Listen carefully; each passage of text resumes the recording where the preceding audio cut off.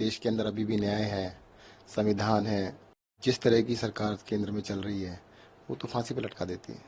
हम सबको अरेस्ट इसलिए किया गया कि एजुकेटेड पढ़े लिखे लोग जो देश के लिए कुछ करना चाहते हैं वो आगे ना आए, उनको डराने के लिए किया। सब कुछ त्यागने के बाद एक्टिव पॉलिटिक्स में आए थे।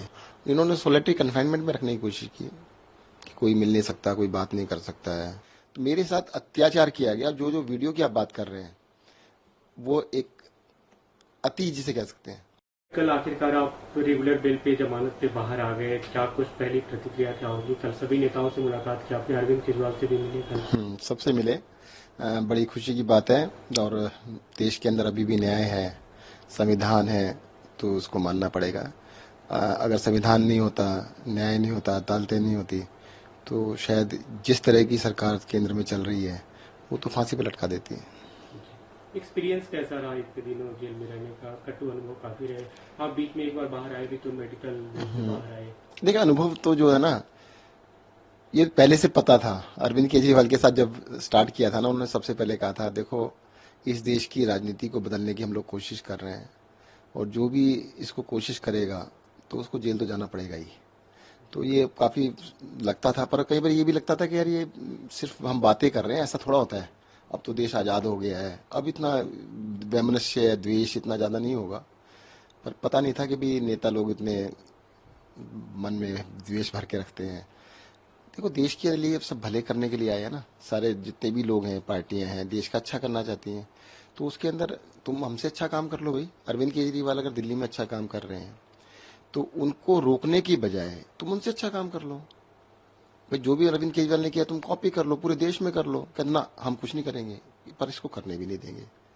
और सबसे बड़ा कारण क्या है कि भाई ये जेल जाने के बाद ये अनुभव हुआ कि भाई कई बार सोचा कि भाई मुझे जेल भेज दिया, अरविंद जी को जेल भेजा, मनीष जी को भेज दिया, संजय सिंह को भेजा, कितने तमाम हमारे नेताओं को जेल भेजा। भाई ऐसा क्या आम आदमी पार्टी के अंदर कि आम आदमी पार्टी के लोगों को तोड़ना चाहते हैं, खत्म करना चाहते हैं। तो ये जो अनुभव है, जो सोचा वहां पे, तो ये निष्कर्ष ये निकला कि भाई इसका सिर्फ एक ही कारण है। इस देश में बहुत सारी पार्टियां बनी, पर वो इन जो सो कॉल्ड बहुत बड़ी बड़ी पार्टियां का कुछ बिगाड़ नहीं पाई। राजनीति जैसे चल रही थी वैसी चल रही है, तो उस तरह की चलती रहे तो कोई दिक्कत नहीं। Aam Aadmi Party, Arvind Kejriwal election politics में आए, इनको कोई फर्क नहीं पड़ता, पर इनके जैसे नहीं बने इसलिए फर्क पड़ता है। तो उन्होंने पूरी की पूरी जान इस बात पे लगाई कि अरविंद केजरीवाल को तोड़ दें, इस पार्टी को खत्म कर दें, किसी की तरीके से इसको खत्म किया जाए। हम सबको अरेस्ट इसलिए किया गया कि एजुकेटेड पढ़े लिखे लोग जो देश के लिए कुछ करना चाहते हैं वो आगे ना आए, उनको डराने के लिए किया। जब आपकी गिरफ्तारी हुई उस समय ये आबकारी मामला उस समय तक नहीं था, तो एक तरह से आपका सेपरेट केस था ये, जो भी बातें कही जा रही थी उसपे, उसके बारे में अगर आप कुछ बताएं कि क्यों, मतलब क्या लूप हो रहा है? देखो केस के बारे में तो जब खुलेगा ना सब पता लगेगा। भाई मैं अकेला एक ऐसा आदमी हूं जिसने इलेक्शन लड़ने से पहले मुझे टिकट मिला था 21 जुलाई 2013 में। आम आदमी पार्टी ने 2013 में 21 जुलाई को टिकट दिया था और 31 जुलाई 10 दिन के अंदर मैंने सारे अपने बिजनेस बंद कर दिए थे, सब कुछ छोड़ दिया था। मैंने कहा मैं दो चीजें नहीं कर सकता, पब्लिक सर्विस और अपना बिजनेस। इस देश के अंदर बहुत सारे एमएलए हैं, बहुत सारे एमपीज हैं, मंत्री हैं जो आज भी बिजनेस करते हैं, कोई पाबंदी नहीं है। मेरे ऊपर कोई पाबंदी नहीं थी, मैं कोई एमएलए मंत्री नहीं बन गया था कि मेरे को कोई कंपनी छोड़, सब कुछ छोड़ दिया था मैंने। मैं अपना आर्किटेक्ट था, प्रैक्टिस करता था, वो भी बंद कर दी थी। सब कुछ त्यागने के बाद एक्टिव पॉलिटिक्स में आए थे। लेकिन जो मनी लॉन्ड्रिंग के आरोप, अब बता देता हूँ ना, वो जो लॉन्ड्रिंग के आरोप थे, ईडी को 7 साल हो गए ना इनमें इंक्वायरी करते हुए। 7 साल से अभी इंक्वायरी चल रही है, खत्म नहीं हुई है।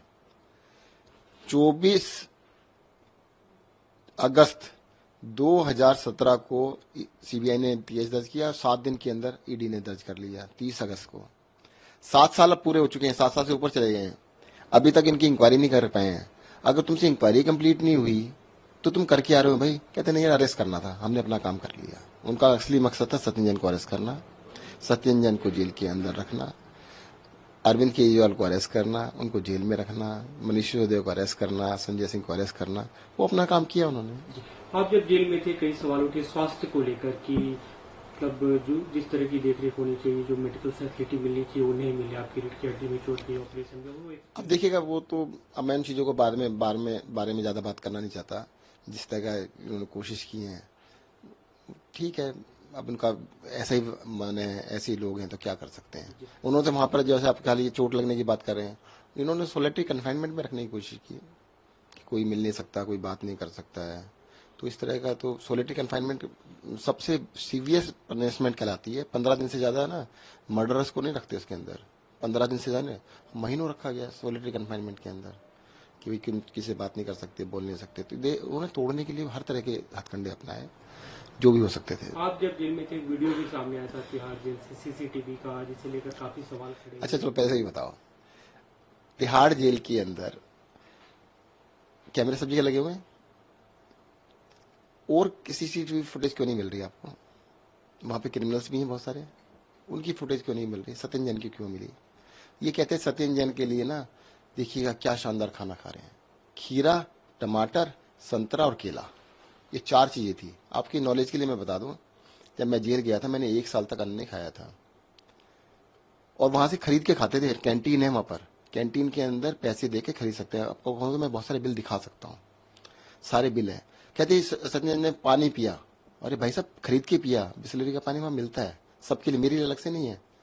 सत्येंद्र जैन के देखो टीवी लगा हुआ था, अरे भाई टीवी मेरे यहाँ नहीं लगा, सबके यहाँ टीवी लगा हुआ था। अगर मेरे यहाँ लगा तो कोई अलग से नहीं था। मेरे साथ तो ये अलग से ये था कि मुझे अकेले रखा गया था। मैंने बाद में लिख के दिया उनको, डॉक्टर ने मुझसे कहा भाई इनको अकेले न रखे, साथ में रख लो। कहते नहीं अकेले रखेंगे, इसको तोड़ना चाहते हैं हम। तो मेरे साथ अत्याचार किया गया। जो जो वीडियो की आप बात कर रहे हैं वो एक अति जिसे कह सकते हैं। अरे मुझे सर्जरी हुई थी, मुझे डॉक्टर्स ने कहा था बेड रेस्ट नहीं, एक्सक्लूसिव बेड रेस्ट कि मेरे को कहा गया था। मुझे अस्पताल में रखना था कि वहां के स्टाफ ने बोला कि जी हम आपको ओपीडी में ना रख के, हम आपको चक्की कहते हैं, मतलब रूम को कहते हैं, वहां रख लेते हैं और फैसिलिटी वहां पे दे देंगे। मैंने कहा मुझे जब झुकना मना है, मैं कुछ उठा नहीं सकता। कम से कम 1 महीने के लिए एक्सक्लूसिव बेड रेस्ट किया गया था कि 1 महीने तक आपने हिलना भी नहीं है। तो उस टाइम पर मेरे पैरों में इसमें बहुत ज्यादा पेन था, तो उन्होंने अरेंज किया था। अच्छा आप कह रहे हो मसाज की बात कर रहे हैं, चलो कभी ये पूरे कपड़े पहन के मसाज होती है? आपने वो वीडियो दोबारा देख लेना, खोल के देखना। अरे भाई फिजियोथेरेपी कर रहा था वो बेचारा, कहते वो मसाज करा रहे थे। आप भी करा लो भाई, ऐसे मेरे को दिखा देना।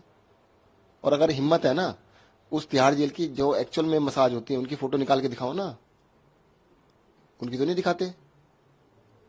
अगर आप लोगों ने, एक आदमी बीमार है, उस बीमार आदमी का इलाज ना होने देने के लिए क्या उसको मारने की इच्छा थी? क्या मारना तो वैसे फांसी दे दो, उसके लिए तुम्हारे को कहते हैं क्या करने की जरूरत थी?